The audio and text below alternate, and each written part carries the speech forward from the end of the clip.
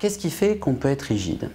Tout d'abord, c'est qu'on est fait pour ça. C'est-à-dire qu'il y a des choses en nous qui sont faites pour qu'on soit rigide. Premier exemple, c'est les émotions, principalement les émotions négatives. Donc ça, c'est l'héritage de l'évolution sur des centaines de milliers d'années, où le but, c'est justement qu'on soit rigide. Par exemple, si je suis confronté à une bête sauvage, il y a tout intérêt à ce que je sois totalement mobilisé, que je vois que ça, que je pense qu'à ça et que j'ai qu'une idée. C'est comment assurer ma survie. Donc les émotions sont faites en partie pour être rigides. C'est pour ça qu'elles ont une fonction de signal, nous signaler ce qui est important pour nous, par exemple du danger, et une fonction d'impulsion pour nous pousser à réagir, là aussi de manière assez rigide. Si je suis confronté à une source de danger, je vais ressentir de la peur, ça va me pousser à prendre mes jambes à mon cou et pas grand-chose d'autre. Le deuxième facteur, c'est la pensée et la capacité à raisonner. Là, c'est un principe d'économie d'énergie qui se cache derrière. C'est qu'à partir de toutes nos expériences, qu'on puisse mettre ça dans des histoires, c'est-à-dire des concepts, et dans des règles qui vont nous dire ce qu'il faut faire dans telle situation. C'est un formidable accélérateur et un formidable outil d'économie d'énergie. Le problème, c'est qu'on peut continuer à appliquer des choses qui ont peut-être eu un sens, une efficacité à un moment donné, à une époque où ça n'en a plus, dans des contextes où ça n'en a plus. Il y a deux choses, il y a une chose spécifique à l'être humain aussi, c'est qu'on a justement cette pensée qui va nous rendre incroyablement plus rigides que les animaux. Les animaux, ils cherchent par exemple de la nourriture dans un coin, il n'y en a pas, ils vont peut-être essayer un peu plus, mais au bout d'un moment, ils vont aller voir ailleurs. Les êtres humains, non. Ils sont capables de persévérer, donc d'être rigides, alors qu'ils ont sous le nez le fait que ça ne marche pas. Pour vous donner un exemple, une expérience de psycho, on prend deux groupes de personnes en leur disant, pour gagner de l'argent, il suffit d'appuyer d'une certaine manière, de la bonne manière, sur le bouton que vous avez devant vous. Et ils voient un compteur au-dessus qui fait défiler les euros s'ils tapent comme il faut. Premier groupe, on leur dit rien. Le deuxième groupe, on leur met la pensée dans la tête en leur disant pour gagner des sous, il faut appuyer le plus vite possible. Premier groupe à qui on n'a rien dit, se fie à son expérience, tâtonne un peu, puis finit par voir que le compteur tourne quand ils appuient le plus vite possible. Le deuxième groupe, c'est le principe d'économie d'énergie, on leur a donné la solution tout de suite, donc eux, tout de suite, ils empochent des sous. Mais en cours de route, sans rien dire à personne, on change la règle. Et maintenant, c'est plus d'appuyer le plus vite possible qui est payant, c'est d'appuyer à intervalles réguliers, en l'occurrence toutes les 15 secondes. Premier groupe, à qui on n'a pas mis de pensée dans la tête, continue à se fier à son expérience comme au début, se rend compte que ça ne marche plus trop puisque le compteur ne tourne plus et ajuste son comportement. Deuxième groupe, à qui on a mis la pensée dans la tête, continue bien plus longtemps à appuyer le plus vite possible alors qu'ils ont sous le nez le fait que ça ne paye plus. Avec des réactions du type « Ah ben tiens, la machine doit être cassée ».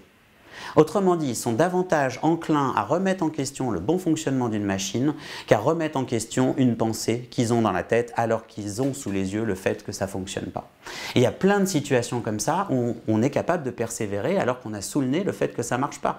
On le voit dans les couples, on peut continuer ou même dans les relations en général, on va continuer à argumenter alors qu'on voit que plus on argumente l'autre en face, plus il se braque. Et pour autant, même si on a ça sous le nez, on va continuer parce qu'on pense qu'on a raison et qu'on a une pensée dans la tête qu'on doit défendre le fait qu'on a raison. Et les exemples comme ça sont innombrables. Le principal problème, parce que qu'on ait des réactions émotionnelles assez rigides, qu'on ait des modes de pensée assez rigides, c'est finalement pas assez grave. Pas si grave que ça. Ce qui est grave par contre, c'est quand ça touche le comportement. Là où ça devient grave, c'est quand ces réactions émotionnelles et ces façons de penser prennent les commandes. Et que du coup, elles viennent diriger notre comportement de manière rigide, comme dans les exemples que je viens de citer. Et donc, quand on parle de flexibilité ou de rigidité, en fait, c'est ça qui est important à la fin. C'est le comportement, c'est pas ce qui se passe à l'intérieur, puisqu'en bonne partie, c'est le fruit de notre histoire millénaire pour les émotions, et puis l'histoire de notre vie pour les pensées, où on a des choses qui nous sont arrivées dans notre tête au fil de nos expériences.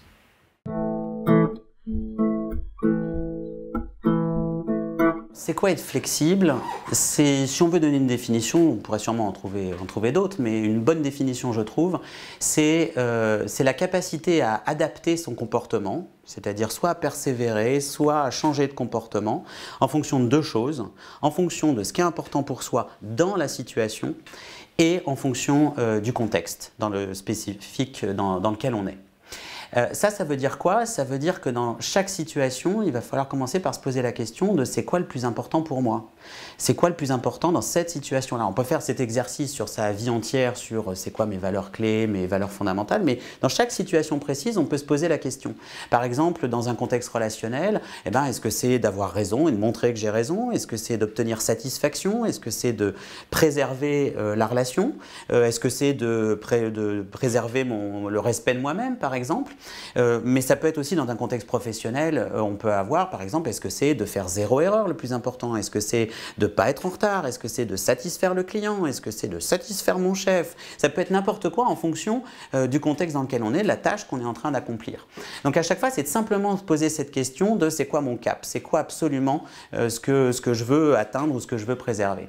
Et en fonction de ça, en même temps, d'analyser le contexte pour voir qu'est-ce que je peux me permettre dans ce contexte-là. Si par exemple, c'est d'obtenir ce que je veux, pour reprendre mon exemple relationnel d'avant, si je suis face à mon chef, ou face à un client, ou face à mes gamins, ou face à des amis, ou face à ma boulangère, il y a des chances que je ne me permette pas les mêmes choses et qu'un comportement ne soit pas aussi efficace, utile dans un cas que dans l'autre. Donc c'est vraiment cette adaptation, cette cohérence entre ce que je veux et ce que le contexte me permet. Le coût, si on ne le fait pas, ça, parce qu'après tout, on n'est pas obligé d'être flexible, il y a quand même un double coût. Le premier coût, c'est un coût d'efficacité. C'est-à-dire que si je n'adapte pas mon comportement à ce que je veux, il y a des chances que je n'obtienne pas ce que je veux. Hein, et si je n'adapte pas au contexte, non plus. Mais ça, c'est un effet ricochet. C'est-à-dire que je vais en plus générer des réactions négatives chez moi, forcément, puisque je n'obtiens pas ce que je veux. Donc, je vais avoir un effet boule de neige, puisqu'on a dit juste avant que les émotions négatives avaient tendance en plus à me rigidifier. Donc, plus je suis rigide, plus je vais rentrer dans une espèce de cercle vicieux où je vais avoir de plus en plus de rigidité.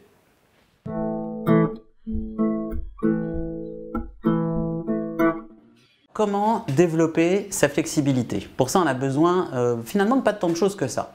La première chose, c'est de clarifier ce qui est important, soit dans l'absolu dans sa vie, soit dans la situation spécifique. Donc de clarifier l'essentiel.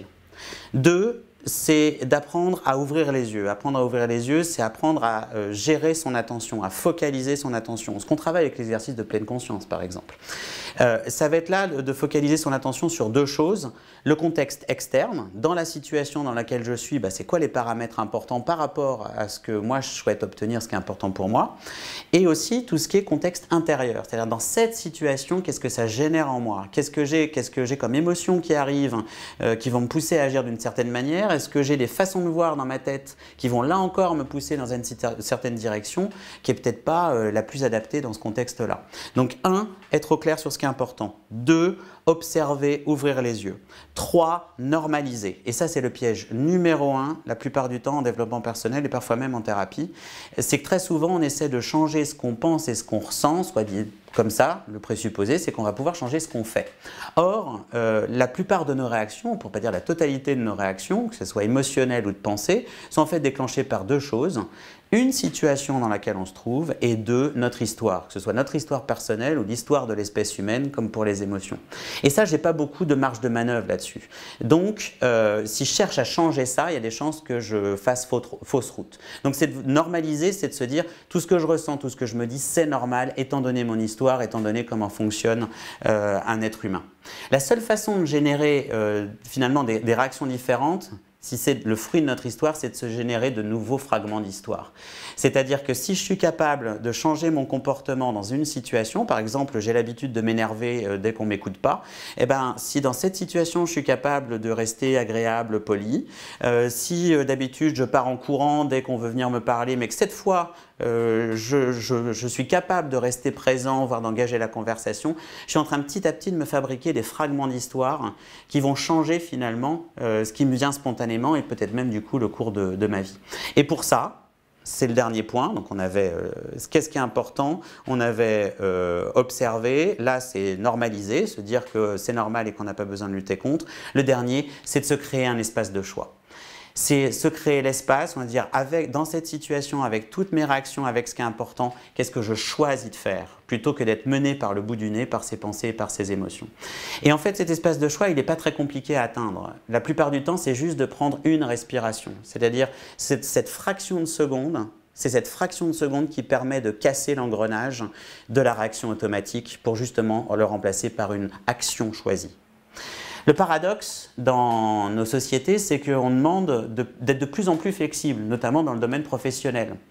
Le paradoxe, c'est qu'on ne va pas beaucoup dans cette direction-là, pour deux raisons. La première raison, c'est que très souvent, on est dans un environnement aversif, c'est-à-dire gouverné par la peur ou dans des relations conflictuelles, etc. Or, les émotions négatives, elles sont faites pour nous rendre rigides, pour nous centrer sur le danger. Donc, plus on est dans des réactions émotionnelles désagréables, moins on va être capable d'être flexible, d'être ouvert, etc.